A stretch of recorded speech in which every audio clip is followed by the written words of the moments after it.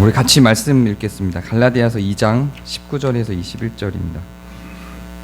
갈라디아서 2장 19절에서 21절.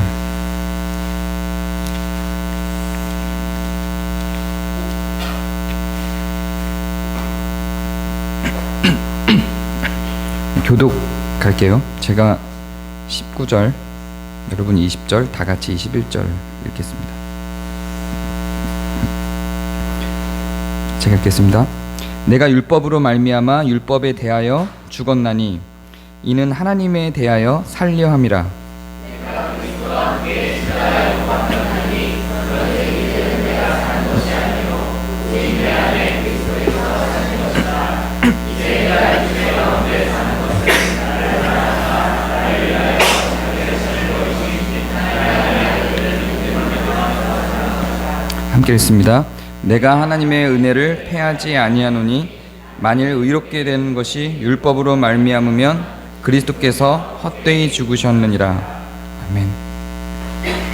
오늘 우리가 읽은 이 갈라디아서 말씀은 어떤 배경에서 나왔냐면 다시금 율법으로 돌아가고자 하는 성도들이 있어서 그 율법이 은혜를 패하게 만들려고 시도하는 사람들에 대해서 바울이 쓴 편지입니다. 그러니까 은혜를 패하지 말라라고 하는 목적을 가지고 쓴 글입니다. 그렇기 때문에 마치 율법을 패하는 것처럼 보이기도 합니다. 그러나 결코 갈라디아서가 율법을 패하게 하고자 쓴 책이 아닙니다. 로마서에서는 율법을 굉장히 강조하고 세우죠. 근데 갈라디아에서는 뉘앙스가 율법을 패하는 것처럼 보입니다. 그런데 면밀히 살펴보면 결코 율법을 패하는 의도에서 쓴 게 아니라 은혜를 패하지 않는다라는 의도에서 쓰였기 때문에 율법이 반대적인 의미에서 패하는 것처럼 느껴질 뿐입니다. 근데 문장을 잘 보면 결코 율법을 패하도록 요구하지 않습니다. 오늘은 삼위일체 주일입니다. 그래서 특별히 삼위 하나님과 율법이 어떤 관계가 있는지에 대해서 설명을 하고자 합니다. 삼위 하나님 중에 성부 하나님으로 알고 있는 우리가 부르는 그 하나님은 율법의 창조자, 율법을 만드신 분입니다. 그럼 율법을 만드셨기 때문에 그 율법을 하나님도 지키셔야 되겠죠? 그렇죠. 그리고 하나님의 백성들은 그 율법을 지키도록 하겠죠. 그런데 이상한 현상들이 있습니다. 그렇게 율법을 지키도록 유도하신 그 율법을 만드신 분이신 하나님이 그분의 아들을 인간으로 보내서 인간이 되신 예수님이 이 땅에 나타나셨는데 예수님이 그 율법을 지키지를 않으세요. 신기하죠? 어떻게 이런 일이 발생을 할까요? 그러면서 예수님은 뭐라고 이야기를 하냐면 예수님을 일컬어서 우리는 율법의 완성자라고 합니다. 율법을 폐하시러 온 것이 아니라 율법을 완성하러 오신 분으로 이야기를 합니다. 율법을 지키지 않았는데 율법을 완성하셨다라고 이야기를 합니다. 이것도 좀 모순인 것 같아요. 그리고 성령님에 대해서는 우리로 하여금 율법을 지키게 만들도록 하는 율법의 인도자입니다. 그래서 율법을 만드신 분이 하나님이고 율법을 완성시키신 분이 예수님이고 우리를 율법을 지키도록 인도하시는 분이 성령님이십니다. 그래서 이 삼위 하나님이 각각 율법에 대해서 각자의 사역적 역할들을 갖고 있습니다. 그런데 너무 신기한 건 중간에 예수님이 율법을 어기셨단 말이에요. 이걸 어떻게 설명할 것이냐. 그리고 오늘 우리가 읽은 것처럼 은혜를 패하지 않고 율법이 답이 아니다, 온전한 답이 아니다라고 바울은 또 이야기를 한단 말이에요. 이걸 어떻게 해석할 것이냐라고 하는 고민들이 성도들에게 있습니다. 이러한 고민 속에서 지난번에 제가 얘기했던 율법주의와 율법 폐기주의가 등장을 하게 된 겁니다. 이걸 알기 위해서는 율법이 왜 만들어졌는지, 율법의 작용이 뭔지, 지금 이 시대를 살아가는 우리에게 율법은 어떤 의미인지를 좀 생각을 해봐야만 합니다. 율법은 왜 만들어졌을까요? 이 율법이 만들어진 이유를 알기 위해서 우리는 의로움이라고 하는 단어에 집중을 좀 해야만 합니다. 율법은 우리를 의롭게 하기 위해서, 의로움 가운데로 인도하기 위해서 의로움이 무엇인지를 알려주기 위해서 만들었습니다. 소위 율법의 기능에 대해서 성경이 명시하고 있고 가장 많이 설교되는 것 중에 하나가 뭐냐면 율법이 죄를 깨닫게 하는 것이라고 이야기를 합니다. 맞습니다. 그런데 율법이 만들어진 목적은 단지 죄를 깨닫게 하도록만 만들어진 건 아닙니다. 율법의 목적을 수행하려다 보니까 결과적으로 율법을 통해서 우리가 죄인임을 깨닫게 되는 겁니다. 율법이 지칭하고 있고 지시하고 있는 방향으로 우리가 가려고 하는데 그걸 못 가다 보니까 우리가 죄인임을 깨닫게 하는 거지, 율법의 기능이 우리의 죄를 깨닫게 하는 것에만 있는 것은 아니라는 의미입니다. 그냥 우리가 지금 지키고 있는 법하고 똑같이 생각하면 됩니다. 법을 우리가 지켜야만 하는데 법을 지키기 힘든 것을 통해서 우리가 얼마나 연약한지를 깨닫게 되는 것이죠. 법을 지키는 것이 얼마나 어려운 건지를 확인하면서 우리가 얼마나 연약한 자들인지를 깨닫게 되는 것이죠. 그런 역할을 율법이 기능하는 것이지 그 율법의 목적이 죄를 깨닫는 것에만 있지 않습니다. 율법의 기능은 기본적으로 우리를 의로움 가운데로 이끌어내는 데 있는 겁니다. 그러면 하나님 입장에서 의로움이라고 하는 건 무엇이냐? 기본적으로 의로움에 대한 정의를 사랑과 정의라고 이야기합니다. 정의하고 의는 다른 말입니다. 죄송하지만 영어 표현이 좀 더 명료해서 영어 표현을 좀 가져온다면 의로움에 대한 영어적 표현은 righteousness라고 합니다. 올바름이란 뜻입니다. 정의는 justice라고 합니다. 기준을 세워서 옳으냐 그르냐를 판단해내는 것을 정의라고 합니다. 정의만으로는 의로움을 세울 수 없습니다. 의로움이라고 하는 건 올바른 것, 바른 것입니다. 이 의로움을 표현할 때는 반드시 정의와 사랑이 같이 공존하는 개념으로 우리는 인식하게 됩니다. 그렇지 않고 저스티스하고 라이처스네스를 의로움하고 정의를 같은 것으로 생각하고 있다면 수정을 좀 하셔야 됩니다. 원래 의로움은 사랑과 정의를 다 포함한 개념입니다. 정의는 이거 옳은 거야 그른 거야 라고 판단하는 기준이 되는 게 정의입니다. 그래서 이거는 틀렸어 이게 맞아 라고 이야기하는 게 정의죠. 이 안에 사랑이 있나요? 정의 안에? 사랑을 세우면 안 되죠. 정의 안에는 자비나 사랑이나 용서나 이런 개념이 들어가는 게 아니죠. 문제가 있는 게 무엇인지를 정확하게 밝혀내고 잘못된 것을 걷어내도록 하는 게 정의입니다. 이것만으로는 바르다라고 말할 수 없는 거예요. 근데 여기에는 뭐가 같이 가야 되는 거냐면 사랑이 같이 가는 겁니다. 근데 사랑만으로는 또 바를 수가 없죠.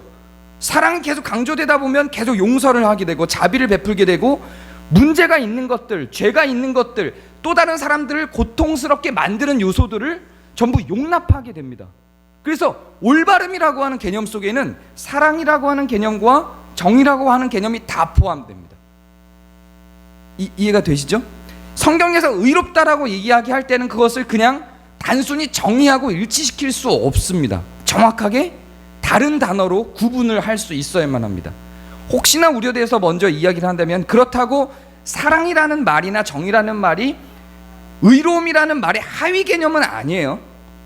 교집합적인 부분인 거예요. 정의와 사랑의 교집합적인 부분에 의로움이 있는 것이지 하위 개념으로 있는 건 아닙니다. 그렇게 오해하시면 안 되고 그건 따로 또 설명돼야 될 부분인 겁니다. 그래서 정의하고 사랑이 같이 가서 의로움이라고 하는 것이 만들어집니다. 이 의로움이라고 하는 것이 우리가 하나님과 죄인된 우리가 하나님과 교제할 수 있는 기준이 됩니다. 우리가 하나님과 교제하려면 이 의로움을 가져야 되는 겁니다. 우리가 아담과 하와로부터 타락하여 죄를 얻었다라고 하는 것은 의롭지 못하게 된 겁니다. 사랑이 없다는 것만을 의미하는 게 아닙니다. 혹은 정의롭지 못하는 것만을 의미하는 것도 아닙니다. 우리가 하나님과 교제하지 못하고 하나님으로부터 떨어져 나와서 분리된 상태로 되는 것, 죄라고 하는 강을 두고 하나님이라고 하는 에덴 동산에서 떨어져서 그 하나님이 계신 성으로부터 강을 건너 떨어져 나와 죄인들의 세상으로 만들어진 그 죄의 강을 건너온 그쪽에 없는 게 뭐냐면 의로움이에요. 정의만 없는 게 아니고 사랑만 없는 게 아니고 의로움이 없는 겁니다. 그래서 우리가 다시 하나님이 계신 곳으로 죄를 건너 죄라고 하는 강을 건너 하나님 계신 동산으로 가려면 이 의로움을 가져야 되는 거예요. 그래서 이 의로움을 위해서 이 의로움을 목적을 두고 의로움이 무엇인지를 하나님 입장에서 설명하셔야만 했습니다. 그런데 하나님 입장에서 의로움을 설명하려고 했는데 개념적 설명만으로는 사람들의 삶을 바꿀 수가 없어요. 하나님 입장에서는 모세도 설교를 계속했습니다. 이스라엘 백성들을 향해서. 근데 이 설교만으로는 절대로 바꾸지 못합니다. 종교 생활이라고 하는 것이, 교회 신앙생활이라고 하는 것이 지금 한국교회는 너무 설교에 집착되어 있어요. 사제들이 그렇게 만들어버린 거죠, 사실 어떤 측면에서는. 그런데 이 설교만으로는, 지식만으로는, 어떤 논리적 해석만으로는 결코 우리의 신앙생활은 바뀌어질 수 없어요. 생활을, 삶을 의로움 가운데로 이끌어내기 위한 어떤 게 있어야만 합니다. 그것이 율법이에요. 하나님이 이스라엘 백성들에게 선포적 개념으로서 설교를 통해서 하나님이 어떤 분인지, 의로움이 무엇인지 설명도 할 필요가 있었지만, 그래서 계속해서 신명기를 통해서 그 설명을 하기도 했지만, 그것만으로는 삶 속의 변화는 가져올 수가 없는 거예요. 그래서 법적인 제도로서 제시해 준 거예요. 그게 바로 율법이에요. 그래서 이 율법 속에는 정의만 있지 않아요. 잘못된 걸 걸러내서 잘못된 걸 안 하도록 만드는 것만 있지 않습니다. 이 율법에는 사랑의 기능이 있어요. 행하도록 하는 기능이 있어요. 우린 자꾸 법이라고 하면 우리나라가 갖고 있는 법적 제도의 개념 속에서 하면 안 되는 것이라고 하는 개념만 법에 있다고 생각을 해요. 율법 가운데. 율법의 기능 중에는 하면 안 된다라고 이야기하는 정의의 기능만 있지 않습니다. 사랑의 기능이 있어요. 과부를 도와주게 해요. 나그네를 도와주게 합니다. 죄된 것을 없애는 것에만 있지 않고 사랑의 실천에 대한 부분들도 만만치 않게 율법 안에 기록이 되어 있습니다. 근데 우리는 율법 그러면 뭘로 다가오죠? 하면 안 되는 것, 어떤 억압으로 우리한테 확 다가오죠. 그래서 억압을 하기 위해 아주 좋은 정치적 수단으로 율법을 활용합니다. 현대 교회에서도 그걸 갖고 가는 거죠. 그런데 율법에는 그 기능이 우선되지 않습니다. 먼저 되기는 합니다. 1차적으로 그 기능을 갖습니다. 근데 그 너머에 그 목표에는 사랑의 실천적인 율법들이 존재를 합니다. 그게 바로 과부나 나그네와 고아를 돕도록 하는 것과, 자비를 위한 돈을 내는 것과, 공동체를 위한, 또 공동체의 연약한 사람들을 위해 안식을 주게 하기 위한 안식일이나 안식년 제도를 주는 것과, 재정적으로도 가난한 자들을 돕게 만들기 위한 여러 가지 자선에 대한 강구와 희년 제도를 두는 모든 것들이 다 율법 안에 있다는 얘기죠. 사랑의 기능들이에요. 그런데 어느덧 우리들에게서 율법이라고 하는 것은 사랑의 기능은 없어졌어요. 문제는 뭐냐면 종종 이 사랑의 기능과 정죄의 기능을 갖고 있는 율법, 즉 사랑과 정의의 기능을 갖고 있는 율법이 충돌하는 모양을 만들 때가 있다라는 이야기입니다. 율법만으로는 충돌하지 않아요. 율법만으로는 충돌하지 않는데 그것을 해석하는 상황 속에서 이게 충돌을 합니다. 그럴 때 늘 뭐가 이겨요? 율법 속에서 이게 충돌하면 정의가 이겨요. 율법이 실천적으로 드러날 때는 늘 정의가 이겨요. 그런데 그러면 안 되는 거죠.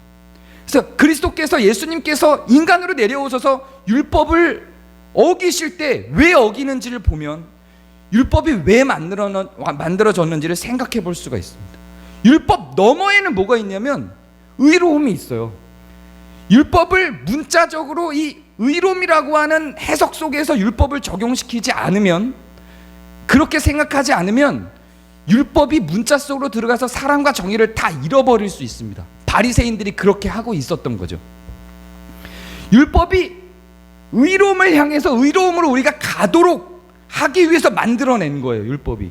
그러면 율법을 실천적으로 적용할 때는 그 의로움을 전제로 적용을 해야 되는 겁니다. 이 적용이 제대로 된 의로움을 도출시켰는가를 갖고 이야기를 하는 거예요. 그렇게 해야 율법이 제대로 된 적용을 하는 겁니다. 그래서 실제로 아랍권 문화 속에서 무프티라고 하는 율법을 적용시키는 담당자들이 있어요. 그래서 그 율법을 적용시키는 담당자들이 해석을 합니다. 상황에 대한 해석을. 실제로 이스라엘에서는 우리가 지난번에 우리가 나눴지만 자낙태라고 불리는, 여자 스스로 하는 낙태에 대해서 그냥 무죄 선언을 해버려요. 성경에는 없지만 그런 것들을 하는 사람들이 율법을 해석하는 사람들이에요. 왜 그런 해석가들이 존재를 할까요? 왜 심지어는 이스라엘 사람들조차도 구약을 완전한 경전으로 받아들이고 있는 이스라엘조차도 우리는 성경을 문자적으로 보는 신학을 갖고 있지 않음에도 불구하고 율법을 이상하게 문자적으로 보는 경향이 있는데, 심지어는 율법 성경을, 구약 성경을 문자적으로 보고 있는 유대인들조차도 율법을 문자적으로 받아들이지 않고 상황에 따른 해석을 합니다. 왜 그럴까요? 그 뒤에 율법이 그 사람들은 왜 만들어졌는지를 알고 있는 거예요. 그래서 그 율법 너머에 있는 의로움, 율법 너머에 있는 하나님의 성품, 율법 너머에 있는 하나님의 의도를 읽기 위해서 갖고 있는 거예요. 어떤 전제가 여기에 있는 거냐면, 이때에 만들어진, 모세 당시에 만들어진 이 율법은 그 시대의 사람들에게 적용시킨 하나님의 의로움이라는 거예요. 시대가 흐르고 상황이 변하고 사람이 바뀌고 성경에 등장하지 않는 상황들이 발생했을 때 그걸 적용시켜야만 하는 기준이 달라져 버려요. 그럼 해석이 들어가는 겁니다. 그 해석을 어떻게 하는 거냐면, 하나님의 성품, 의로움이라고 하는 원래의 궁극적인 모습을 가지고 해석을 해내는 거죠. 그래서 예수님은 율법을 어기시기도 한 겁니다. 그 상황에서 더 율법적인 내용이 무엇이냐, 더 율법적인 결정이 무엇이냐, 안식일을 어긴 거였어요. 그 율법 너머에 있는 하나님의 의도를 본 거예요. 율법 너머에 있는 의로움을 본 거예요. 그게 율법적인 겁니다. 그리스도에게 있어서 율법적이라고 하는 건 율법을 문자적으로 지키는 게 아니라 율법이 갖고 있는 원래의 기능으로서 의로움이라고 하는 것을 회복하는 거예요. 거기를 향해서 가는 거예요. 율법을 가로질러 가는 거죠. 율법을 가로질러서 율법 가로질러 너머에는 율법의 의도를 확인하고 그것을 지금의 삶 속에 적용시키는 거예요. 그게 그리스도께서 하신 일입니다. 그렇게 그리스도는 율법을 실천적으로 완성시켰어요.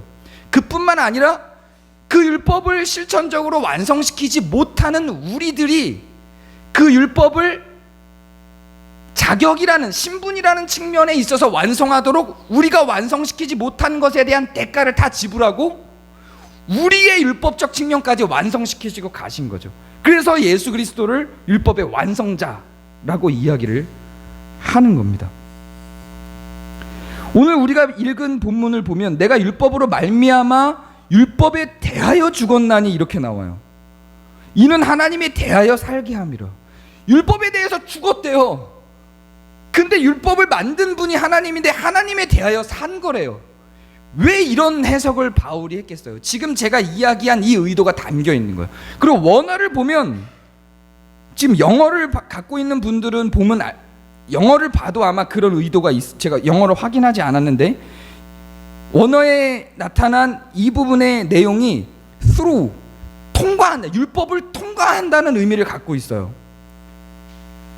이제 영어를 확인 안 해서 죄송해요. 한번 확인해 보세요. 통과한다라는 의미를 갖고 있어요. 그러면 이거는 율법을 버리고 율법은 의미 없이 율법을 등지고 하나님께 갔다라는 의미가 아니에요. 율법을 통과해서 갔다고요. 그 율법 너머에 있는 하나님의 의도, 하나님의 성품, 하나님의 의지, 하나님의 의로움이 율법 너머에 있다고. 율법을 가로질러서 하나님께로 간 거예요. 바울은 그렇게 결정했다라고 하는 이야기입니다. 그래서 이제는 율법에 묶여 살지 않아요. 그리스도인들은 그 율법 너머에 계시는 그리스도, 율법을 완성시키신 그리스도, 율법이 뭘 의미하고 어떤 것이 정말 율법적인지를 알고 있는 그리스도의 삶을 살아가는 겁니다. 율법을 지키는 삶을 살아가는 게 아니에요. 그리스도의 삶을 살아간다는 건 율법을 버리는 게 아니라 율법을 관통하여, 율법을 가로질러서 그 이면에 있는 하나님의 성품을 통해서 살아가는 거예요. 그래서 이렇게 이야기하는 겁니다. 내가 그리스도와 함께 십자가에 못 박혔나니 그런즉 이제는 내가 사는 게 아니요 오직 내 안에 있는 그리스도께서 사는 것이라고요. 이제는 율법을 버렸다는 의미가 아니에요. 확장된 율법의 원래 의도, 진짜 율법을 내 몸 안에 담아놓고 사는 거예요. 그리스도께서 사신 그 삶을 그대로 가져가는 거죠. 예전에는 율법 너머에 있는, 율법을 가로지르는 삶을 살 수가 없었어요. 왜냐하면 율법에 묶여 있으니까. 율법을 해석할 능력이 없었거든요. 문자적으로 봐야만 했어요. 근데 이제는 그 율법을 가로질러서 그리스도께서, 율법의 완성자이신 그리스도께서 살아가는 삶을 내가 살 수 있다. 이제는 그렇게 살아가고 있다. 그런데 이제 내가 산 게 아니고 오직 그리스도께서 살아가시는 그 삶을 내가 살아가고 있는 거다라고 이야기를 하는 겁니다. 그렇기 때문에 이건 은혜와 율법을 갈등 구조로, 대립 구도로 보는 게 아니라, 그렇기 때문에 나는 율법을 패하지도 않지만 은혜를 패하지도 않은 거다라고 이야기를 하는 겁니다. 내가 은혜를 패하지 아니하노니 의롭게 되는 것이 율법으로 말미암으면 그리스도께서 헛되이 죽었다는 거예요. 그리스도께서 왜 그걸 완성시키셨는데요? 그리스도께서 왜 십자가에 달려서 돌아가셨는데요? 십자가에 그리스도께서 달려서 돌아가신 그 의미 속에는, 그리고 왜 그리스도께서 3년이라고 하는 공생애 동안 완성된 율법의 삶을 살아가시는 방식을 택하셨는데요? 법의 기능으로만 보자면 그리스도는 범법자입니다. 법의 기능으로만 보자면. 그런데 범법자이신 그리스도께서 십자가에 달려 돌아가신 그것이 율법의 완성이라니까요. 정의로운 것에 대한, 죄를 지은 우리들의 죄에 대한 책임을, 그 죄책을 본인이 몸으로 담아내서 죽으심으로 말미암아 처벌을 받아야만 했던 성도들의 삶에 대한 죄의 책임을 본인이 다 담아지고, 그리고 또한 그것을 살아낼 수 있는 기능으로서 또 다른 보혜사이신, 돕는 자이신 성령님을 보내서 이제는 우리가 그 율법 너머에 있는, 율법을 가로질러 너머에 있는 의로움을 발견하고 그것을 위해서 살아가게 만들 수 있는 능력을 우리에게 남겨놓고 가신 겁니다. 그래서 이때부터 성령은 우리 마음 가운데 내주하셔서 우리가 그 율법 이면에 있는 것을 보고 수행할 수 있는 능력을 우리에게 주신 거예요. 그리고 우리는 그것을 수행하면서 살아갈 수 있는 능력을 얻은 겁니다. 안에 있는 성령의 인도하심으로 말미암아. 율법을 하나님이 창조하셨다라고 하는 것은 믿음의 영역이라면 영역일 수도 있지만 역사적 현장 가운데 있는 것이고, 율법이라고 하는 것이 고스란히 존재하고 있기 때문에 역사적 사실인 거죠. 성경을 믿는다라고 한다면 역사적 사실인 거죠. 그리스도께서 십자가에 돌아가심으로 그분이 사역해내신 것도 역사적 사실인 거죠. 그래서 율법에 대한 기능에 대한 설명도 다 역사적 사실로 그냥 받아들일 수 있는 거예요. 그런데 성령에 대한 측면은 이제는 완전히 믿음의 영역이에요. 증명될 수 없어요. 이거는 삼위 하나님 가운데 왜 교회가 계속해서 성령에 대해서 강조를 해왔을까요? 하나님에 대해서 설명하는 건 너무 쉬워요. 그리스도를 증명하는 것도 쉬워요. 역사적 존재거든요. 물론 지금은 그리스도의 역사적 존재까지도 부정하시는 분들도 있기는 해요. 그렇다고 그분들이 크리스찬이 아니냐면 그건 또 다른 문제인 것 같아요. 그 부분에 대한 이야기는 지금 하는 게 아니에요. 하나님과 예수님은 그냥 증명해내면 되는 거예요. 신존재 증명을 하면 되는 것이고, 그리고 그리스도의 역사성을 증명해내면 되는 것이에요. 그런데 성령은 증명해낼 수 있는 영역이 아니에요. 자꾸 증명하려고 시도를 해요. 성령을 자꾸 증명하려고 시도하니까 자꾸만 성령의 바람 불어일으키고 막 방언 강조하고 막 신유 강조하고 하는 거죠. 성령은, 그런데 그렇게 증명될 수 있는 게 아니에요. 증명이 돼도 그 증명은 자기만 아는 영역이에요. 뭘로 성령이 증명되냐면 율법으로 증명하는 겁니다. 내가 율법적 기능, 그리스도께서 수행하셨던 율법적 기능을 내 삶에 담아내고 그것을 목표 지향적으로 살아가고 있는지에 대한 문제인 거예요. 성경 어디에서 성령에 대한 확인을 방언으로 받도록 요구하고 있나요? 그런 거 없어요. 그 SBW 뭐라 그래야 되죠? 순복음? 여기에 공식적인 교리예요. 방언을 못 받으면 구원이 없어요. 그래서 이단 시비가 걸렸던 거예요. 구원 받은 자는 기본적으로 방언을 해야 되는 거죠. 성령의 기능을 그걸로 본 거예요. 근데 성경을 아무리 찾아봐도 성령의 기능에 대해서 그런 소위 이야기하고 있는 그들이 갖고 생각하는 영적인 은사들을 성령을 확인하는 것으로 드러나는 장면은 존재하지 않습니다. 오히려 성령의 기능으로 드러나서 존재하고 있는 것은 뭐냐면 성령의 열매들, 성령의 결과잖아요. 열매라고 하는 의미 자체가 사랑과 온유와 오래 참음과 자비와 양선과 희락과 이런 것들이에요. 이런 성품적인 측면들이 율법하고 관련이 있어요. 율법 너머에 있는 것들이에요. 율법을 율법으로 기능하게 만드는 것들이에요. 사랑이 있으면, 온유가 있으면, 양선이 있으면 율법 너머에, 율법을 굳이 보지 않고 율법의 조목조목 조항들을 보지 않아도 율법적 삶을 살아갈 수 있는 거예요. 내가 오래 참아낼 수 있고 자비를 베풀고 양선을 하는 자이면 율법의 조항에 묶이지 않아도 율법적 삶을 살아가는 거예요. 그 사람은 율법을 초월해서 율법을 가로질른 사람이 되는 거죠. 그렇게 살아간 사람들의 삶이 사도행전 2장의 초대교회 당시에 나타나 있는 겁니다. 자기의 재산을 남들에게 나누는데 개의치 않아 하고, 같이 공동생활하는데 부담 없이 함께 살아갈 수 있으며, 더 연약한 사람들을 충분히 내 안으로 품어낼 수 있는 능력을 지닌 사람들의 모임, 그게 사도행전 2장에 드러나고 나타나고 있죠. 그 사람들이 율법을 지켰다 이렇게 이야기하지 않고 그냥 그 사람들의 삶을 고스란히 사도행전 2장에 기록을 했죠. 그런데 그게 그냥 율법적 삶이에요. 성령이 역사한 다음의 사건이고 성령의 사역이 그렇게 나타나는 겁니다. 그게 성령의 기능이자 율법의 목적입니다. 왜 율법주의하고 율법 폐기론이 둘 다 잘못된 것이냐? 성령의 기능과 성자의 기능과 성부의 기능을 정확하게, 이 삼위일체 하나님의 기능을 정확하게 분별해내지 못하고 있기 때문에 그런 것입니다. 율법에 있는 시대적인 정황과 상황들이 있죠. 그 시대가 아니면 쓸모없는 율법들이 분명히 존재를 해요. 그렇게 이스라엘 백성들에게 있는 유월절과 그 당시에 해야 했던 제사법들과, 제사법이 아니라 도덕법들이라 할지라도 지금 우리 식으로 생각할 때는 적용 불가능한 그런 수많은, 예를 들면 제가 늘 얘기하는 이자라든가, 아니면 적용시킬 필요가 없는 문둥병에 대한 법이라든가, 이런 것들이 구약에 그대로 존재한단 말이죠.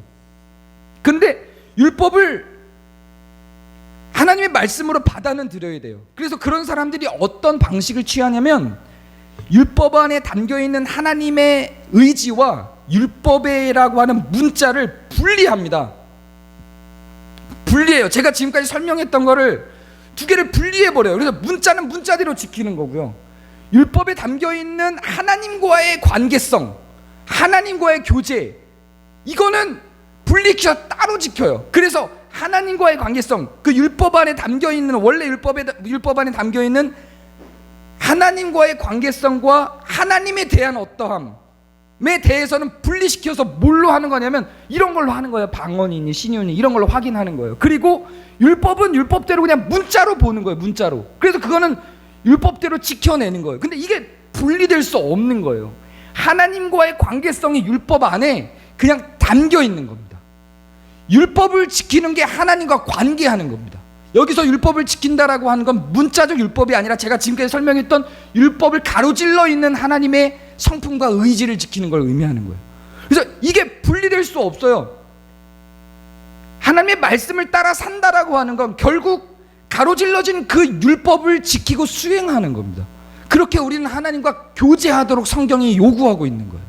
그게 내가 죽고 그리스도와 더불어 함께 살아가는 삶입니다. 갈라디아서는 문자적 율법이 아니라고 주장을 하는 거지 율법의 폐기를 주장하는 게 아닙니다. 그렇기 때문에 은혜도 살아있고 즉 하나님도, 하나님의 의지와 하나님의 은혜, 하나님의 사랑도 살아있고 그대로 우리에게 패하지 않고 남아있고 율법도 패하지 않았다라고 하는 이런 이중구조를 가져가는 이유가 바로 이러한 것들 때문입니다. 여러분은 하나님과 삼위 하나님과 어떻게 교제를 하십니까? 지금 우리는 사실상 성부 하나님과 교제할 수 있는 방법은 이론적으로는 없습니다. 성자 하나님과 교제할 수 있는 방법도 성례전을 통한 것 외에는 이론적으로는 없습니다. 우리는 기본적으로 성령 하나님과의 교제를 통해서 일체이신 삼위 하나님과의 교제를 하고 있는 것으로 간주됩니다. 그래서 우리의 실질적인 삶 속에서는 성령 하나님에 대해서 강조될 수밖에 없습니다. 그런데 그 성령 하나님에 대해서 터부시되는 이유는 뭐냐면 잘못된 이해 때문입니다. 성령이 갖고 계신 가장 중요한 사역적인 역할, 사역적인 기능은 뭐냐면 우리를 율법적 기능으로 인도해내는 겁니다. 그래서 우리가 율법을 지킬 수 있는 자로 끌고 가는 겁니다.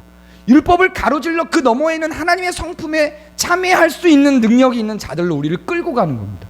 그게 성령의 기능입니다. 우린 그것을 통해서 삼위 하나님과 교제합니다.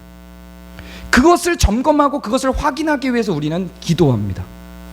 그것에 대한 하나님을 찬양합니다. 그리고 그 걸음들 속에 우리의 희락이 있습니다. 성도들의 삶의 기쁨이 있어요. 이게 우리를 억압하지 않아요. 율법이 우리를 억압하지 않아요. 그 율법을 가로질러서 그 이면에 있는 삶을 우리가 바라보고 그 이면에 있는 그 뒤에 있는 율법을 가로질러 넘어 있는 하나님을 발견했을 때 우린 찬양할 수밖에 없게 되는 거예요. 그것을 실천적으로 살아냈을 때 갖게 되는 기쁨들을 누리고 살아가는 거예요. 하나님은 우리를 그 가운데로 이끌어내는 겁니다. 오늘도 내가 주일 예배를 빠졌어. 이번 달에 내가 11조를 안 냈어. 이렇게 해서 우리를 올가매는 억압, 이렇게 해서 우리를 빠져나올 수 없는 어떤 웅덩이로 몰아넣는 신앙이 아니라, 내가 만약에 오늘이 주일인데 더 큰 사랑과 더 큰 자비와 더 큰 희락 가운데로 들어갈 수 있는 여건 속에서 그리스도께서도 주일 성수를 안 했잖아요. 안식일을 어겼잖아요. 그런 여건 속으로 들어갈 때 내가 그것을 자유함 속에서 율법을 가로질러서 그 뒤 이면에 있는 하나님의 성품에 참여할 수 있다면 그것은 본인의 신앙인 거예요. 그럼 본인이 하나님을 그 가운데서 만난 거예요. 율법을 가로질러 있는 하나님과 동행을 한 거예요. 그 사람은. 그거는 주변에서 다른 사람이 판단할 수 있는 게 아닙니다. 본인은 알겠죠. 내가 죄 가운데 있었던 것인지 율법을 가로질러 그 너머에 있는 하나님의 의도와 성품에 내가 참여해서 그것을 확인하고 간 길인지 본인이 알겠죠. 그리고 끊임없이 그것을 소원하게 만들고 거기에 대한 죄책을 주고 충동시키는 것이 우리 안에 내주하고 있는 성령의 역할인 것입니다. 이 성령의 역할, 율법으로 우리를 인도하는 성령의 역할은 결코 우리를 강제하지 않습니다. 우리 가운데 소원함을 줘서 율법의 너머에 있는 하나님의 성품에 참여하도록 우리를 인도합니다. 그것을 향해 따라갈지 안 갈지는 우리가 결정하는 겁니다. 그래서 어느덧 보면 우리가 가 있는 길 가운데 우리는 삼위 하나님과 동참하고 있는 것을 발견하게 되는데, 우리는 끊임없이 그 성령 하나님이 주시는 소원함으로부터 충동되어서 멀어져 버립니다. 끊임없이 멀어져 버리는 역할을 우리는 수행하고 그러고 있는 우리 스스로를 발견하게 되죠. 근데 가보면은 변해 있는 나, 가보면은 율법을 가로질러서 그 뒤에 있는 하나님의 성품에 참여하고 있는 나를 확인하게 되는 거예요. 언제 내가 여기에 와 있지? 이렇게. 그리고 나서 돌아보면 내가 간 길이 아니라 성령님이 인도한 것이라고 하는 것을 확인하게 되는 거예요. 어느덧 변해 있는 나를 보면서. 그러나 그것도 맞아요. 성령님이 나를 인도한 것도 맞지만 성령님이 주신 소원함을 통해서 갈등 구조 가운데 서서히 그 하나님의 성품 가운데로 도전적으로 선택해서 가고 있었던 내가 선택해서 가고 있는 나인 것도 맞는 겁니다. 이게 두 개가 다 같이 가는 거예요. 그래서 율법의 완성에는 그것을 창조하신 하나님과 그것을 이미 완성시켜서 어떻게 완성시키는지를 보여주신 그리스도와 우리 마음 가운데 우리에게 소원함을 주신 성령님과 그걸 참회해서 따라가고 어느덧 성취해 있는 나를 바라보는 이 모든 공동체 가운데에 율법의 완성이 이루어져 가고 있는 거예요. 그렇게 함께 율법을 완성시켜 가고 있는 사람들의 모임이 바로 교회인 것입니다. 그래서 교회는 결코 율법과 떨어질 수 없는 곳이고, 삼위 하나님은 율법과 떨어뜨려서 생각할 수 없는 분들입니다. 계속 얘기하지만 율법은 문자적 율법이 아니고 하나님의 성품에 참여한다는 의미에서의 그 율법을 이야기하는 것입니다. 여러분은 어떻게 하나님의 성품에 참여하고 있으십니까? 어떻게 하나님과 동행하고 있으십니까?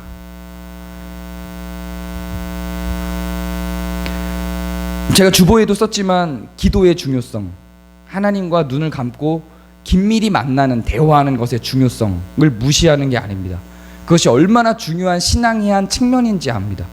근데 그것조차도 사실은 율법의 완성을 향해서 달려가는 방법 중에 하나입니다. 우리를 거룩하게 만들고 성화하게 만들며 더 온유한 자로, 사랑이 있는 자로, 인내하는 자로, 오래 참는 자로, 더 양선하는 자로 우리를 이끌어내는 방식 중에 하나인 것이지 그것 자체만으로 끝나는 의미를 갖고 있지 않습니다. 그런 의미에서 우리는 율법에 참여함으로 하나님과 동행하는 겁니다.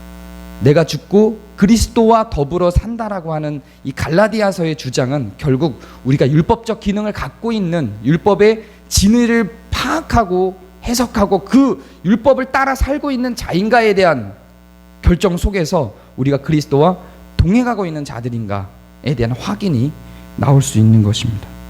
함께 율법적 삶을 사는 존재로서 율법을 폐기하지 않고 또한 하나님의 사랑과 은혜도 폐기하지 않는 율법적 사는 사람들로서 율법을 가로질러 하나님의 성품에 동참하는 자들로서 우리 한공동체로 함께 나아가게 되기를 소망합니다.